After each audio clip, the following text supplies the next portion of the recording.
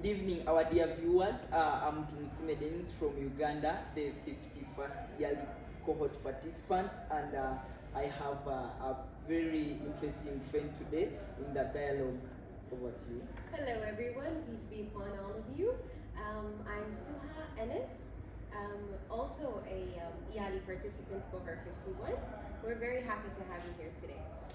So Suha, today we are going to be talking about a leadership perspective of the thinkers and the feelers.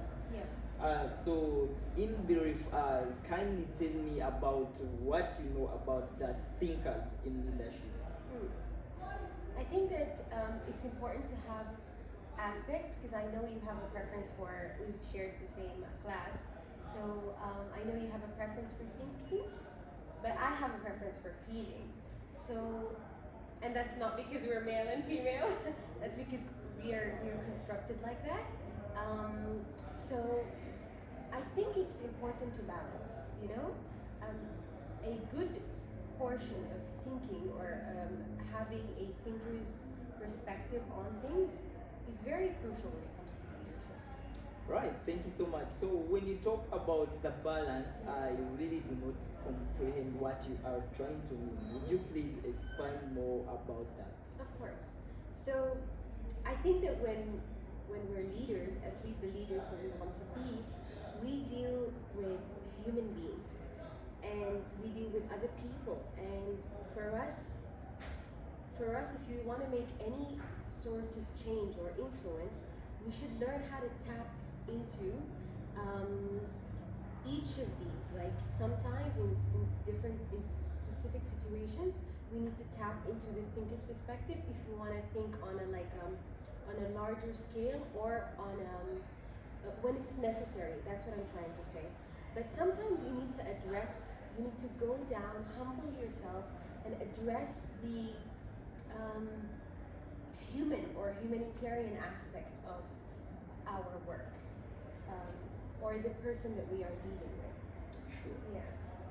Oh, thank you so much. So previously we looked at the MBTI tool in perspective of thinking and feelers. Do you really think that this has had an impact on you, and would you like to share with us? Well, it was a surprise to me because I knew I was a feeler, but I just didn't know it was to that extreme. I'm sure you shared the same experience. Did you know you were the extreme of the thinker? Well, I didn't imagine that I would score that percentage, because if I'm to recall, that was almost 66%, and you know, this is so huge, like it's so extreme. So, you know, this is a way of finding out yourself.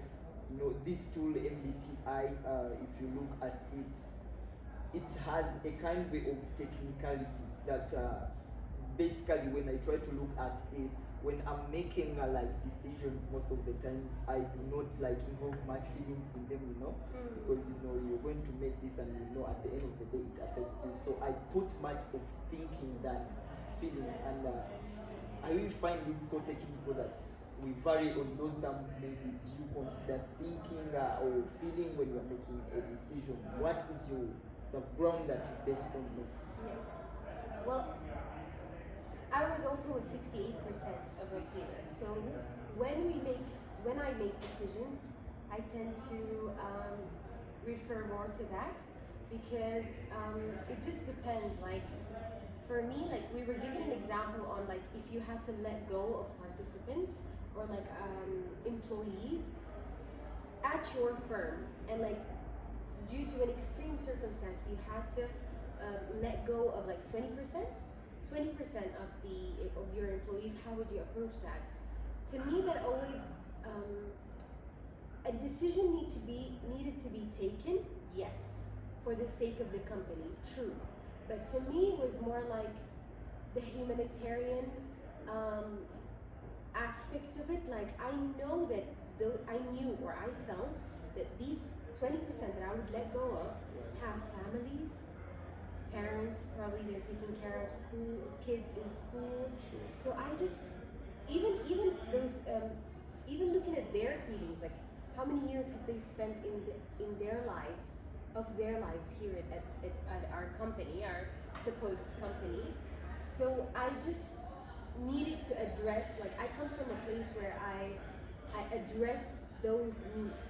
So yes, a decision needs to be taken, um, but also I think on the long run, we need to really like consider those little things. Well, I hope as time goes by, I will also consider the feelings, because I think it is something that has to do with compassion. I really pray that I consider feelings in my decision making processes. So, as we are winding up, what do you have to tell the young leaders out there who would like maybe to be part of the yearly training, or what do you have to tell them? Yeah. Well, first I would like to say that I would also like to tap into that balance of also addressing the thinker's perspective of things. But to answer your question, I think that I would highly recommend the training. It's absolutely beautiful. So much networking, so many moments. It teaches you resilience, communication, how to teamwork, team spirit, how to actually be a decent leader. A lot of things I learned here I haven't seen anywhere else. Yeah, it gave me so much. Um, I think it gave me so many skills that, like, actual tangible skills that I could use if I want to start a business, or if I want to be like someone that is a change maker. Well, amazing presentation from Suha. Thank you, our viewers. Again, I think this is so much impactful, and as you have heard, the Young Leaders Initiative has very many impacts that it makes in the young leaders that are going to be actually the generational leaders. And we appreciate that. I really appreciate your time here that we have discussed about this, and I hope you who is out there has watched this is maybe going to take a move upon the thinking perspective in leadership and the feelers perspective in leadership. Thank you so much.